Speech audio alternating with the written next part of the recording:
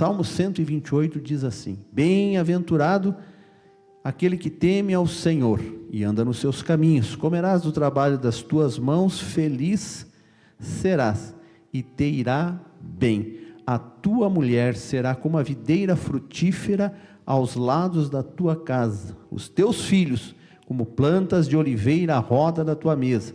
Assim é abençoado o homem que teme ao Senhor. O Senhor te abençoe de Sião todos os dias da tua vida, para que vejas a prosperidade de Jerusalém e vivas para ver os filhos de teus filhos e a paz sobre Israel. Você pode dizer amém? Tome assento glorificando o nome do Senhor. Família, um projeto de Deus. De quem é o projeto? Se é de Deus, é bom ou não? Então esse projeto, as promessas que estão aqui, da parte de Deus, por Ele, em Ezequiel, está tudo certo. É esse o desejo do coração de Deus, que as famílias sejam abençoadas, e você pode glorificar ao Senhor. E ele começa dizendo assim, ó, bem-aventurado. O que é esse bem-aventurado? É ser um pouco melhor que feliz. Diria aí os professores de português, seria o superlativo, o nosso poeta lá já vai fazer uma poesia, da palavra feliz, ou seja, felicíssimo. Então, bem-aventurado, felicíssimo, aquele que teme. E aí isso quer dizer medo? Não, é saber que você não pode, mas aquele que tem esse projeto para a tua família, ele pode. Elevo meus olhos para os montes, e temos um monte de dificuldade no meio da família. Eu não sei você, mas eu tenho. Às vezes problemas familiares que você, com as suas forças naturais, não consegue resolver. Mas quem teme ao Senhor, esse Deus que tem um projeto de felicidade para a família, Ele pode resolver. Então esse é o significado do temor, é você reconhecer que você não pode, mas Ele pode, que você não é, mas Ele é, e aliás Ele é o eu sou. Assim Ele falou com Moisés. Quando te perguntar, é tanta coisa que eu sou, e Deus começasse a falar com Moisés, o que Ele era, estaria falando até hoje. E Moisés não saía, se ele estivesse apresentando um currículo, quantos de nós já fizemos um currículo, e você coloca as coisas mais importantes ali, que você já tem cursos, etc. Imagine Deus. Aí Deus falou, bom, então vai ser muito difícil. Moisés, só faz o seguinte, fala que o eu sou te mandou, e estamos conversando, e Ele é nas nossas vidas, Ele é no meio da nossa família, Ele é no meio da igreja, porque Ele quer que você seja muito feliz, se você teme ao Senhor, e aí anda nos seus caminhos, porque é gostoso, irmãos, nós irmos lá para o final do 2º versículo, Quantos querem ser felizes aqui? Amém. Quantos querem ir bem em todas as coisas? Amém. Mas um pouquinho antes tem algumas questões que nós precisamos saber se nós estamos bem. Então, somos muito felizes se tememos ao Senhor. Você teme ao Senhor, você reconhece que você depende de Deus para todas as coisas, que vai de uma simples dor de cabeça à cura de um câncer. Você crê assim, isso é temer a Deus. Se você está assim, estamos bem, estamos no caminho. Então somos muito felizes porque tememos ao Senhor. Mas anda nos seus caminhos, anda com o Senhor nesse caminho. E Jesus disse, eu sou o alguém disse aqui, ministrando, falando que hoje está muito relativizado. Então aí fora, quando entramos numa faculdade, em especial em alguns tipos de faculdades, eles vão lá, o professor de filosofia diz assim, não existe verdade absoluta. As verdades elas vão se mudando, elas vão se moldando ao crescimento da sociedade, e assim vai. Não existe só um caminho.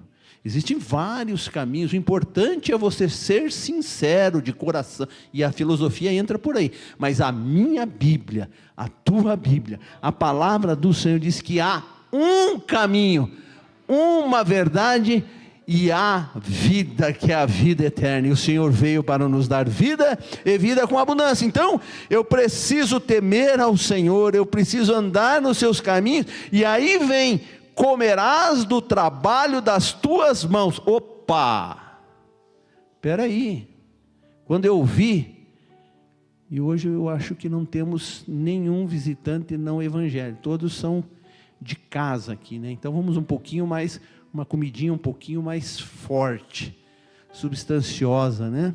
Quantos creem que Deus está falando nessa noite? Amém, graças a Deus. Aí eu fico tranquilo, se Deus está falando, né, Ele garante a sua palavra. Então, mas quando eu vi o evangelho, pastor, venha, aceita Jesus e todos os problemas são resolvidos, e eu posso ficar, hein, Igor, sem trabalhar, fecho a empresa, tranquilo, porque Deus vai suprir. Comerás do trabalho das tuas. Deus não chama preguiçoso. Ai, ai, ai. Aí, poeta, me ajudem. Deus não chama preguiçoso, aliás, Ele chama quem está trabalhando. E mais uma aí, para quem quer, é só para crente. Aqueles que dizem, pastor, eu já estou com várias coisas, eu não tenho mais tempo. É esse que Deus vai usar, porque Ele já está bastante envolvido. Preste atenção, olha na igreja, não precisa falar hoje não, fala depois, lá em casa, conversando com a esposa, etc. Mas preste atenção, tem pessoas que você olha assim, meu Deus, como ela faz tanta coisa, e ainda vai ser chamado para fazer mais uma. É isso, porque Deus conta com aquele que está disponível.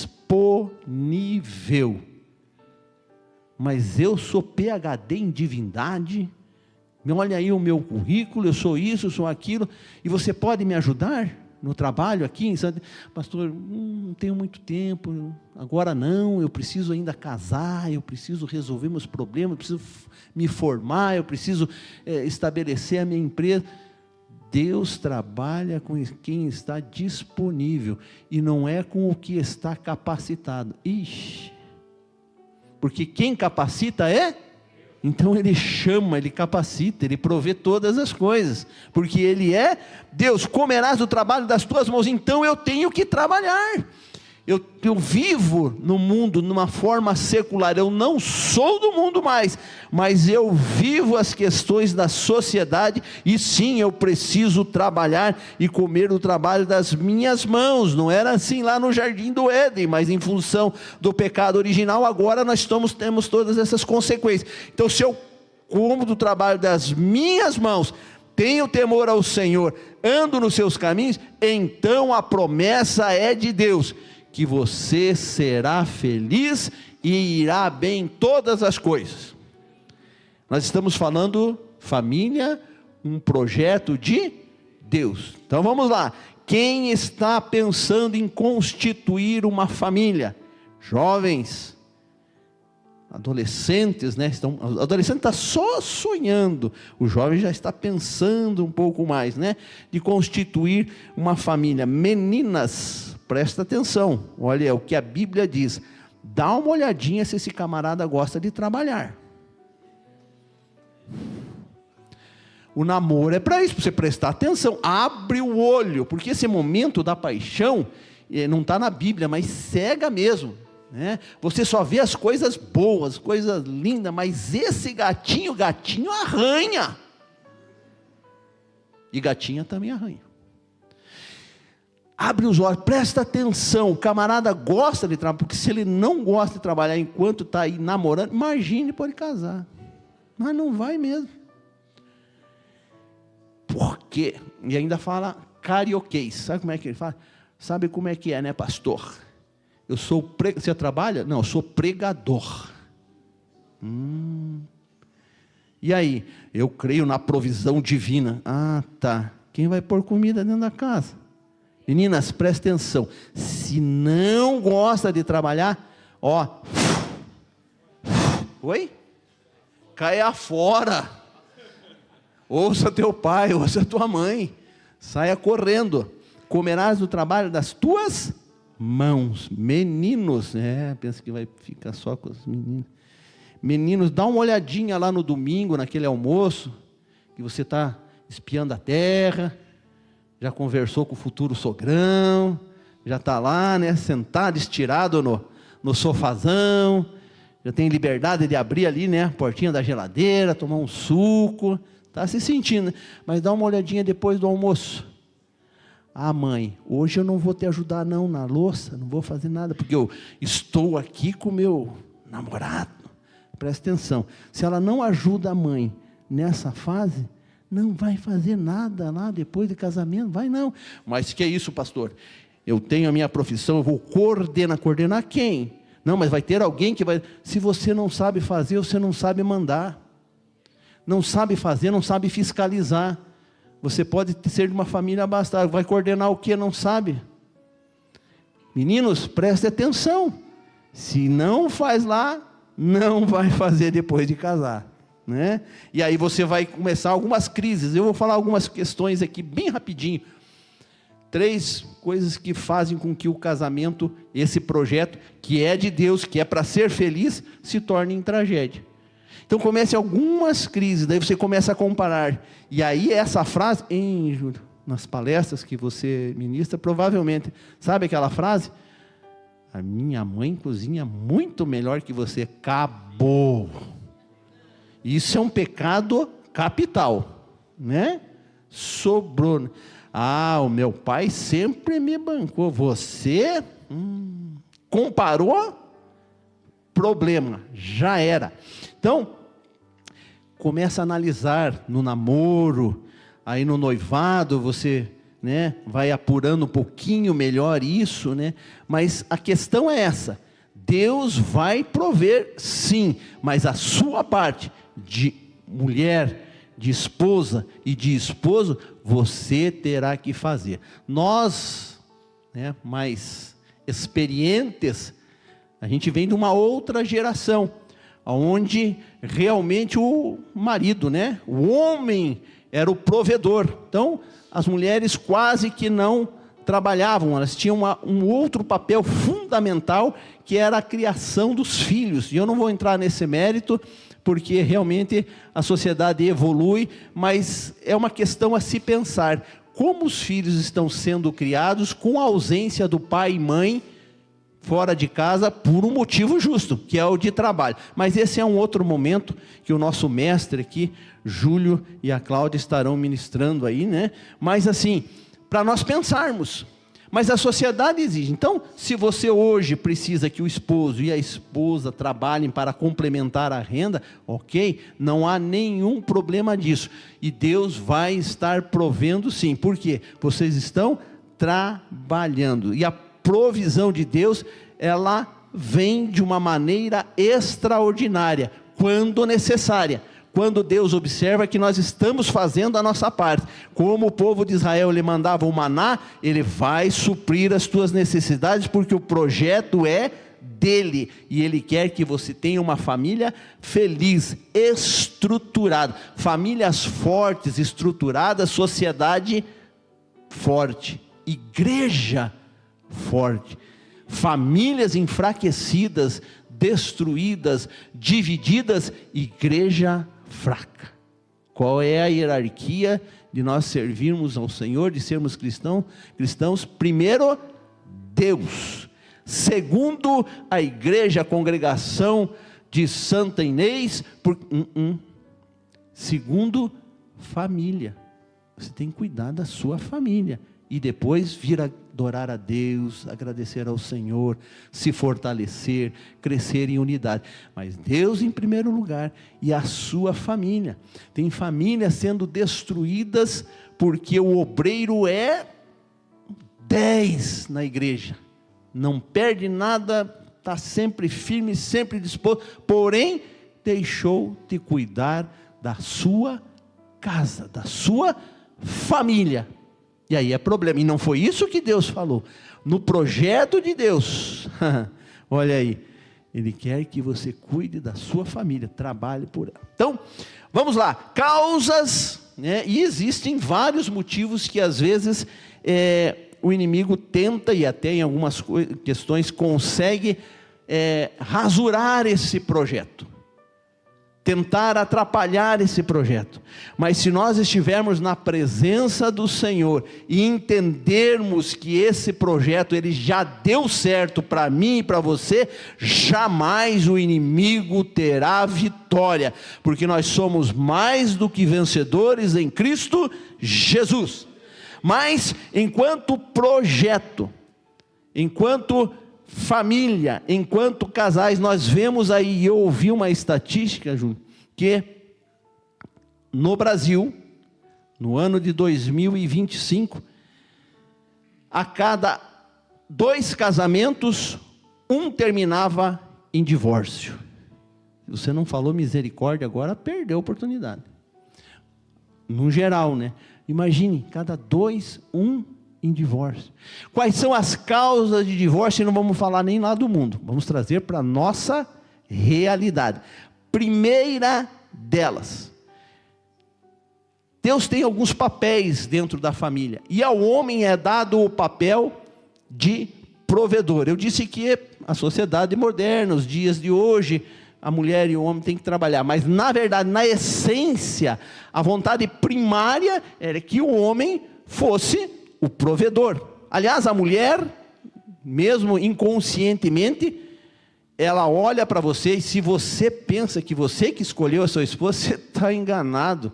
Foi ela que já viu, já analisou, ela só deu aquele sorrisinho para quebrar o gelo, mas foi ela que te escolheu, não foi você. Então ela vê em você o protetor, ela espera que nos momentos difíceis você seja o cara que vai defendê-la. Qualquer coisa que seja diferente disso já começa a dar problema. São papéis invertidos, não é esse o projeto de Deus. Então, o homem como provedor, como protetor. E quando falta a provisão em casa, aquele amor, aquela paixão já começa a ficar complicado, né? E aí, às vezes, se não houver maturidade para ambas as partes, isso pode acontecer, de eu ficar 6 meses desempregado, né, no trabalho, posso ser mandado embora, se não houver a maturidade espiritual da mulher, entender isso, que ela vai precisar naquele momento, mesmo que temporariamente, suprir as coisas, vamos ter problema. Então faltou o dinheiro, faltou a provisão, o casamento começa a ter problema. É uma das causas da separação, é uma das causas que vem tentar prejudicar o projeto de Deus. Então, precisamos olhar, como é que eu disse no início, para os meninos, para as meninas, é trabalhador, tem condições, tem profissão, porque vai chegar um momento que isso vai ser absolutamente necessário no conjunto do casamento. Segunda questão que faz com que o divórcio, né, que é uma instância última, que não é da vontade de Deus, possa acontecer, além da falta de dinheiro. A intervenção dos pais no casamento. A Bíblia diz, deixará e se unirá. Então, deixar é abandonar, largar, não, é sair do espaço físico, viu, Mance? É pedir, falar assim, agora quem vai pagar o boleto sou eu, não é meu pai mais, porque eu sou o cara, eu sou o provedor, eu sou o sacerdote do lar. E tem obreiros e homens que gostam disso, né? A Bíblia diz que eu sou o sacerdote, eu que mando aqui, mas você precisa corresponder a essa autoridade. Ela é bíblica sim, mas você está fazendo jus a essa posição que Deus te colocou como sacerdote? Você está provendo, você está protegendo, você está orando, você está orientando, você está cobrindo, né, espiritualmente a tua família, está exercendo esse papel de sacerdote? Porque ter o nome, ter a função é gostoso. Eu quero saber se você tem a responsabilidade de, porque isso é uma das causas de separação. Mas vamos lá, a intervenção dos pais no casamento. Eu vou olhar aqui para o Guilherme e para a Thalita. Estão ali, ó, sentadinhos, né? Casalzinho novo. 3 horas da manhã, não, 3 não, é muito. 2 horas. liga, misericórdia, né? Deixa eu usar aqui o exemplo. Liga a Thalitinha, e ela vai ligar para quem? Para mim? Nenhum dos três. Vão ligar para mãe. E eu não tento nem concorrer com isso, Ezequiel. É a mãe que está gravando lá, amizade? Mãe! 2 horas. E eu dormindo tranquilo, né? Descanso no Senhor, cansado, trabalhando, mas repousando, né? Mãe, Guilherme brigou comigo. O que aconteceu, minha filha? Não, já estou com as minhas coisas tudo aqui e estou indo para aí. Como assim? Vamos orar. Não, mas daí, vou falar com o teu pai. Amor, Thalita brigou com o Guilherme, está chorando e está vindo aqui para casa. Durmo tranquilo, irmãos. Porque já vou chegar lá, nós temos um combinado. Daqui a pouco está ali. E antes dela sair, sabe o que a Tânia vai falar para ela? Não esqueça da mantinha, cubra bem a Melissa, porque está frio. Coisa de mãe, né? O problema sério, ela põe a cobertinha, traga. E o mamá também, que, né, traga aqui, porque no outro dia vem, chega lá, chorandinho, à noite, dormiu um pouco, não dormiu, dor de cabeça, conversando, toma um cafezinho, e eu ali, firme, tranquilo. Hoje tem culto do jovem, nós vamos na igreja, beleza. E o Guilherme nada ainda, né? Porque ele sabe onde que é a família que ele entrou, né? Nada, quieto, tranquilo, vamos para o culto, voltou. Vamos resumir, no outro dia, né? Viemos ao culto, já oramos, pega o telefone. Se ele não veio, né? Se ele veio, já pegou, já resolveu, amém. Se não, Guilherme, tudo bem? Pastor, tudo bem. Fizeram, então, já passou um dia, já passou uma noite, você pode vir buscar a tua mulher? Eu não vou nem falar que é minha filha.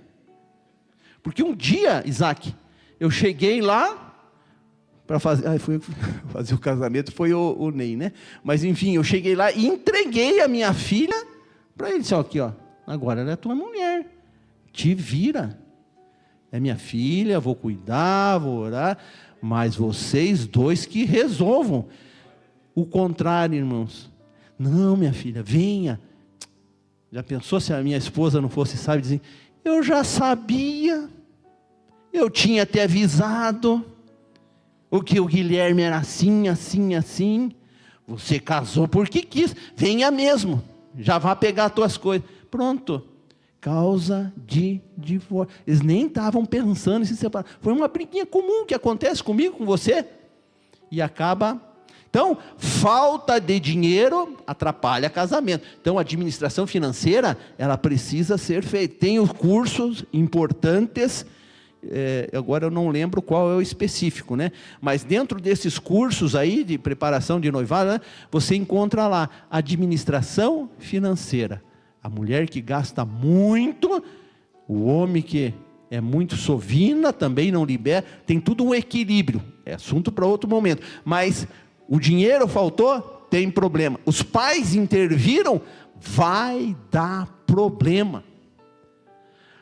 Interfira assim, Deus entra com providência. Senhor, porque você já criou, já orientou, já orou, trouxe na escola dominical, você já fez a tua parte, agora eles precisam crescer e resolver os seus problemas. Quantos podem glorificar ao Senhor? E o terceiro não é assunto, não vamos falar aqui, que é a questão do sexo. Interessante, né? Jovem, adolescente, não pode. Namoro, não pode mesmo. Mas depois casa, daí não quer. Quando não pode, quer. Mas quando casa, daí não quer. Uma hora é ele, outra dá divórcio. Mas esse é um outro assunto que tem criança, tem tudo aqui, né? Mas então, falta de dinheiro, intervenção dos pais e a questão do sexo. Mas Deus quer que a família seja feliz. A tua mulher será como a videira frutífera. Não tem como fugir do assunto. Como é que vai produzir fruto se não tiver relacionamento íntimo? Então está aqui, é texto, irmãos.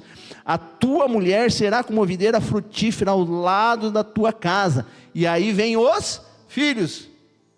Vem de cegonha? Não, né? Então pegaram lá, ó, o evangelista. Pegou? Ó, eu vi um glória a Deus ali. Então, os teus filhos como plantas de oliveira à roda da tua mesa. Eita, esse momento de comunhão com a família, e que temos, perdido essa qualidade, esse tempo precioso, de poder sentar com a família, à mesa, conversar, como é que foi seu dia, como é que foi meu dia, quais são os problemas, olha, a cereja do bolo seria assim, chegar na casa e já ter um lugarzinho aqui, ó, deixe o seu celular ali, e aí senta-se à mesa, e olha nos olhos, nem que seja para ouvir aquilo, nem ter conta o que os teus filhos fizeram hoje, não tem problema, conta, mas deixa ele respirar um pouquinho, que ele está vindo do trabalho, então, mas olhe no olho, converse, abra o coração. Aí, hoje a nossa psicóloga não está aqui, aí nós vamos, como é que é o nome da irmã mesmo, esposa do Sérgio? Neia. Aí nós vamos deixar a irmã Neia cada vez mais rica, porque nós não conseguimos conversar em casa, não discutimos a nossa relação, nós temos que ir lá no consultório dela, e vão mesmo, que tem coisa boa, mas é isso, aí os consultórios estão aí, abarroados, aí você vai lá, fala, pronto, acabou seu tempo, e qual é a solução? Não tem, você tem a solução, nós temos a solução, aleluia. Temer ao Senhor, andar nos seus caminhos, e de forma preventiva, estar dentro desse projeto de Deus, que Ele é perfeito, aleluia. O Senhor quer que você seja feliz, que você vá bem em todas as coisas, não é ficar rico, é ser feliz, não é ser casamento perfeito, não existe, mas pode ser feliz, e pode ter acontecido algum acidente de percalço, outras consequências, e Deus pode trabalhar. Todo projeto é flexível e modular. Tem situações que às vezes o casamento não deu certo e independeu das coisas, até da vontade de Deus, mas aconteceu. Mas se você estiver na presença do Senhor, esse projeto vai ser refeito, e Deus tem bênção para você, e você se enquadra, feliz será e te irá bem. Assim é abençoado o homem que teme ao Senhor. O Senhor vai te abençoar de Sião todos os dias da tua vida, para que veja a prosperidade de Jerusalém, viva os filhos dos teus filhos. E ser avô é coisa maravilhosa. Então, todo projeto, ele inicia com uma ideia. Isso iniciou no coração de Deus, a família. Então é um projeto que Deus tem o maior interesse que dê certo. Como que acontece o projeto de uma estrutura? Vamos falar de uma estrutura, de uma igreja, para que nós possamos fixar bem. Precisa primeiro nós termos o quê? Quem acha? O que precisa para nós construirmos uma nova igreja? Opa, eu vi aqui. Licença. O que é licença? Permissão. E aí, meu amigo?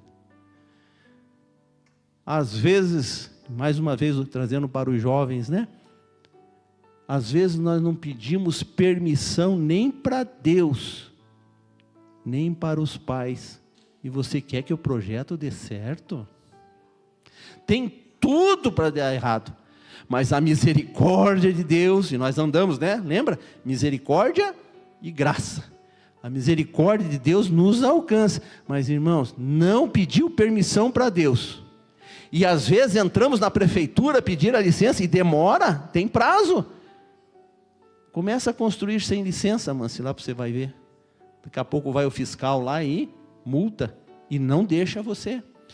Então, primeiro, permissão de Deus, permissão dos pais, muita oração, licença para entrar nesse projeto, porque alguém disse aqui hoje, na verdade não tem muito a ver comigo e com a minha esposa, e com meus filhos, tem a ver com Deus. É Deus que tem um projeto com as nossas famílias, para que o nome dele seja glorificado, e o seu evangelho seja propagado. Então tudo aquilo que eu faço, não deve ser pensando só em mim, mas pensando para a glória de Deus, que é um projeto de Deus. Se você conseguir entender isso, alcançar essa magnitude de saber que esse projeto do teu casamento, da tua família, é um projeto de Deus, você vai se enquadrar, você vai ser bem-aventurado, você vai ser feliz, porque tudo que você fizer, todos os teus planos, todos os teus projetos agora,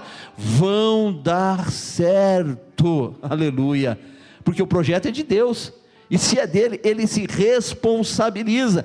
Então, esse projeto começa com licenças, depois começa a ver se naquele local é possível, porque às vezes, irmãos, nós queremos escolher, né? Aqui e ali, vou morar, e a primeira questão é assim, precisa às vezes morar no terreno, na casa, do lado do pai e da mãe, ok, não há problema ainda no início, mas na primeira oportunidade, rapa o pé, vai ter a tua casinha, vai construir o teu projeto lá, vai ter as tuas dificuldades, vai ter a tua experiência, mas é com vocês. Então será que nesse local, então tenho as licenças, será que naquele local posso construir, né? Bom, tenho a licença, tenho o projeto, passou lá um projeto estrutural, vão ser feitos os cálculos, aonde que eu quero chegar com esse meu casamento, com essa minha família? Eu posso ter bastante filhos, posso ter poucos, aí não, pastor, é para crescer e multiplicar, e não, mas não é só você, filho, não é só você que vai povoar a terra toda, calma, faça um planejamento familiar, de acordo com aquilo que você já combinou, né? Com a sua futura esposa, com o seu futuro esposo, calcule quanto custa um filho para sair do primário até a faculdade. Você já fez esse cálculo? Hoje, por baixo, por filho, vai dar uns 350 mil reais por filho. Nós estamos vendo a questão de educação, se não tiver nenhum acidente no percurso, e aí as coisas, e você tem que dar uma qualidade de vida, uma qualidade boa de estudo, para que ele possa ter condições lá na frente de construir também o seu projeto, né? Porque aí tem toda uma estrutura, então você precisa calcular, ver, né, o cálculo estrutural, e aí, meus irmãos, o tempo que isso faz, é um cronograma disso, físico, financeiro, para que tudo vá bem. O projeto é bom, Deus garante vitória, mas o que nós não podemos é pular etapa. Não tenho permissão, faço. Pela sua vontade própria pode ter problema. Temos permissão, mas não é o ambiente correto, vai ter problema. Não calculei as minhas, vou ter problema. Então, a importância é você colocar esse projeto. Tem o projeto, o engenheiro assinou, arquiteta tal, vamos lá, vamos construir. Qual é a parte mais importante de uma construção?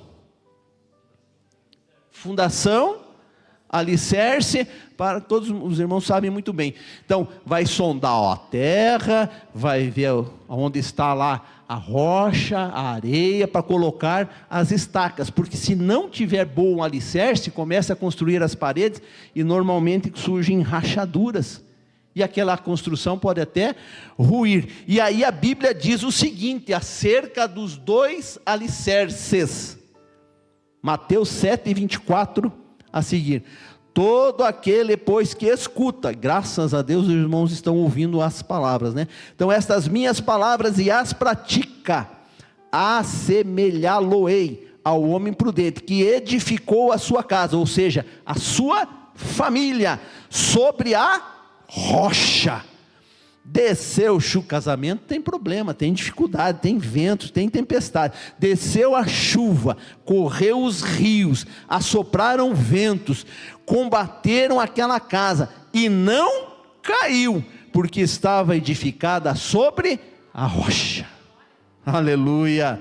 Porém, aqueles que preventivamente não ouvem estas palavras e não as cumprem, compará-lo-ei ao homem insensato. Edificou a casa, também igual ao outro, sobre a areia. Desceu a chuva, correram os rios, assopraram os ventos. Então nós estamos igual, irmão. Nós estamos sujeito a todas essas intempéries aí. E combateram aquela casa. Só que a diferença é que caiu. E foi grande a sua queda. Vale a pena nós estruturarmos a nossa família sobre a rocha, que é Cristo Jesus. Trazer o Senhor para o centro da nossa família, Ele ser o nosso azimute, a nossa direção, a nossa esperança, e confiar nele. Quando nós fazemos de forma diferente, a probabilidade desse casamento não dar certo, dessa casa cair, ruir, é muito grande.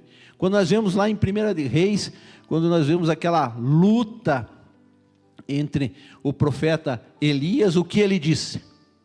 Antes de pedir algo ao Senhor, ele fez o quê? Juntou as pedras para montar um altar. Quantas pedras?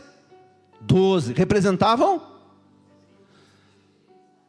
12 tribos, os filhos. Então, é trazer os filhos, arrumar o altar familiar. Se o nosso altar familiar está ruído, se o nosso altar familiar está dividido, é problema para que este projeto de Deus possa se concretizar de forma perfeita, como o Senhor projetou. Então, juntou as pedras, as 12 pedras, simbolizando cada tribo, os filhos ali. E o que mais que ele fez? Arrumou o altar, colocou o que sobre o altar? Sobre o altar, antes? Lenha. E a lenha simboliza oração. Vamos ter que arrumar o nosso altar, mas temos que retomar a oração dentro da família. Lembra? No comecinho de casado, que você, antes de deitar-se, dobrava o joelhinho ali na cama, do lado da cama, pegava na mãozinha e orava. Olha que coisa linda. Sabe por que você está sendo abençoado? Porque aquelas orações de lá de trás foram ouvidas, e o Senhor tem te guardado. E é difícil isso, irmão, nós retomarmos essas coisas, são básicas. Eu estou falando alguma coisa nova aqui? Claro que não. Nós estamos falando coisas que está na Bíblia, que você já conhece, mas quem sabe, a irmã Cláudia falou que eu tenho que ficar lembrando, porque senão vocês esquecem, né? É isso, a gente precisa ser relembrado dessas boas práticas. O casal orar juntos. E vou dizer mais, sempre tem um pequenininho que vem ali perto da porta do quarto, olhar para ver o que o papai e a mamãe estão fazendo, orando. Olha que coisa linda. Ele vai guardar aquela imagem e vai repetir. Quem sabe ele até não entenda naquela fase, mas lá na frente, ele está construindo um altar. Aleluia. E o Senhor vai abençoar. Reuniu as pedras, colocou a lenha, que é a oração, e aí colocou o holocausto, porque precisa ter unidade, precisa ter oração, mas precisa ter sacrifício. O que é que nós temos apresentado ao Senhor para que Deus abençoe a nossa família? Que sacrifício nós temos feito? Jesus já fez o sacrifício na cruz do Calvário, mas você, o que você tem sacrificado? Às vezes temos sacrificado o nosso tempo em detrimento à família. Muito trabalho e esquecemos da família. Muita igreja e deixamos. E o que nós temos sacrificado? Ao Senhor. Altar consertado, oração que é a lenha e o sacrifício. E agora sim, ao lado do altar foi construído um rego, uma vala. Que simboliza essa vala? A separação das coisas de Deus, do sagrado de Deus, do santo de Deus para com o Egito. Então aquela vala era o limite. Não podemos estar nos misturando com o Egito, com o mundo. Tem um altar restaurado, tem a oração, tem sacrifício, não nos misturamos, e aí encheu de água, que é a presença do Espírito Santo. Irmão, não tem para ninguém. A família que é abençoada, que é um projeto de Deus, tem isso como base, tem isso como meta, de estar unida, orando, sacrificando, se separando do mundo, e aí o Espírito Santo atuando no meio da família. O que é que acontece? Como aconteceu com Elias: Deus, se eu sou o teu servo, e se o Senhor é Deus, desça e consuma todo esse holocausto. E o que o Senhor fez? O fogo desceu, consumiu o sacrifício, consumiu toda aquela água, e o nome do Senhor foi glorificado, e aquele povo pôde dizer: só o Senhor é Deus, só o Senhor é Deus, só o Senhor é Deus. E Ele quer ser Deus no meio da sua família. Se coloque em pé, por gentileza. Que o Senhor venha nos ajudar, que o Senhor venha nos guardar, que o Senhor venha nos proteger. A função do inimigo é matar, é roubar, é destruir a família. Mas o Senhor veio para nos dar vida e vida com abundância. Querido Deus e eterno Pai, nós te louvamos, te agradecemos pela tua presença nessa noite, pela tua palavra, Senhor. Nos ajuda a sermos ouvintes praticantes, nos ajuda, Senhor, a estarmos revendo os nossos conceitos no casamento, os nossos conceitos na relação de pai e filho, de filho com pais, porque esse projeto é lindo, esse projeto é perfeito. Senhor, e assim como nós precisamos de permissão para estarmos construindo esse projeto que é seu, nós também temos que ter permissão para que ele seja, aleluia, Deus de poder destruído.